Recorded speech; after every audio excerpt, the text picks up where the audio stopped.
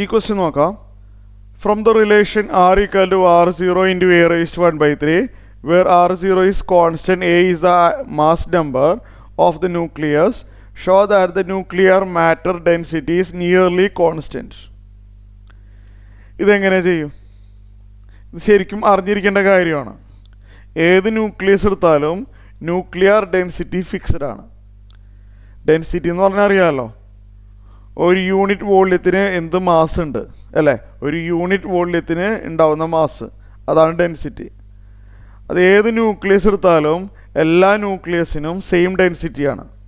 നമുക്കത് പ്രൂവ് ചെയ്യണം. അറിഞ്ഞിരിക്കേണ്ട കാര്യം കൂടിയാണ്. അപ്പോൾ നമ്മൾ ജനറലായിട്ട് പ്രൂവ് ചെയ്യാൻ പോവാണ്. Consider A nucleus. ഇതിനകത്ത് പ്രോട്ടോൺസും ന്യൂട്രോൺസും എല്ലാം ഉണ്ട്. നമുക്കറിയാം പ്രോട്ടോൺസിൻ്റെയും ന്യൂട്രോൺസിൻ്റെയും മാസ് ഏകദേശം സെയിം ആണ്, അടുത്തടുത്താണ്. ഓക്കെ ആണല്ലോ.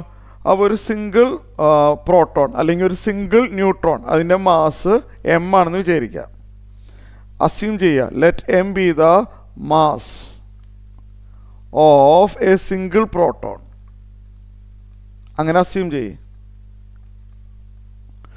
Or a single neutron. പ്രോട്ടോണിനും ന്യൂട്രോണിനും ഏകദേശം സെയിം മാസാണ്. അങ്ങനെയാണെന്നുണ്ടെങ്കിൽ മാസ് ഓഫ് ദ ന്യൂക്ലിയസ് എന്തായിരിക്കും എന്ന് പറയാമോ? Mass of the nucleus, atomic mass A ആണെന്ന് വിചാരിക്കുക. എ എന്ന് പറഞ്ഞാൽ ക്യാപിറ്റൽ ലെറ്റർ എ എന്ന് പറഞ്ഞാൽ ടോട്ടൽ നമ്പർ ഓഫ് ന്യൂക്ലിയോൺസ് ആണ്. ക്യാപിറ്റൽ ലെറ്റർ എ എന്ന് പറഞ്ഞാൽ ടോട്ടൽ നമ്പർ ഓഫ് ന്യൂക്ലിയോൺസ്. അപ്പോൾ ഒരു സിംഗിൾ ന്യൂക്ലിയോണിൻ്റെ മാസാണ് എം. ന്യൂക്ലിയോൺ എന്ന് പറഞ്ഞാൽ പ്രോട്ടോൺ ആവാം ന്യൂട്രോൺ ആവാം, ഏകദേശം ഒരേ മാസാണ് രണ്ടിനും. ഒരു സിംഗിൾ ന്യൂക്ലിയോണിൻ്റെ മാസ് എം ആണെന്ന് വിചാരിക്കുക. അത് ഫിക്സഡ് ആണ്, അത് മാറില്ല എന്നറിയാം. അങ്ങനത്തെ capital letter A number of nucleons ഉണ്ട്. അപ്പം ന്യൂക്ലിയസിൻ്റെ മാസ് എ ഇൻറ്റു എം ആയിരിക്കും അല്ല. ഒരു സിംഗിൾ ന്യൂക്ലിയോണിൻ്റെ മാസ് സ്മോൾ ലെറ്റർ എം. അങ്ങനത്തെ capital letter A number of nucleons ആണുള്ളത്. Mass of a nucleus is capital letter A into M. ഇനി നമുക്ക് വോള്യം കാണണം അല്ലേ? ഈ ന്യൂക്ലിയസിൻ്റെ വോള്യം കാണണം. വോള്യം ഓഫ് ദ ന്യൂക്ലിയസ് കാണാൻ പോവാണ് ഞാൻ. ഓക്കെ, അതിൻ്റെ ബാക്കി ഇവിടെ എഴുതാണ്. Volume of the nucleus. Volume of the nucleus. Nucleus എന്ന് പറഞ്ഞാൽ ഏകദേശം സ്ഫെറിക്കലാണ്. വോള്യം കാണാനുള്ള ഫോർമുല, സ്പിയറിൻ്റെ വോള്യം 4/3 πr³ ആണ് അല്ലേ? സ്പിയറിൻ്റെ വോള്യം 4/3 πr³ ആണല്ലോ. 4/3 π ഇൻറ്റു ആർ എന്ന് പറഞ്ഞാൽ റേഡിയസ്. ക്യാപിറ്റൽ ലെറ്റർ ആർ എന്ന് പറഞ്ഞാൽ റേഡിയസ് ഓഫ് ദി ന്യൂക്ലിയസ്. നമ്മളത് മുമ്പേ തന്നെ ബൈ ഹാർട്ട് ആക്കിയിട്ടുണ്ട്. Radius of the nucleus r0 into a raised to 1/3 ആണ്. അപ്പോൾ ക്യാപിറ്റൽ ലെറ്റർ ആറിന് പകരം r0 into a raised to 1/3 whole cube എന്ന് വരും. വോള്യം മാസ് ബൈ വോള്യം ചെയ്യുമ്പോഴല്ലേ ഡെൻസിറ്റി കിട്ടുന്നത്. ഇത് 4/3 π ഇൻറ്റു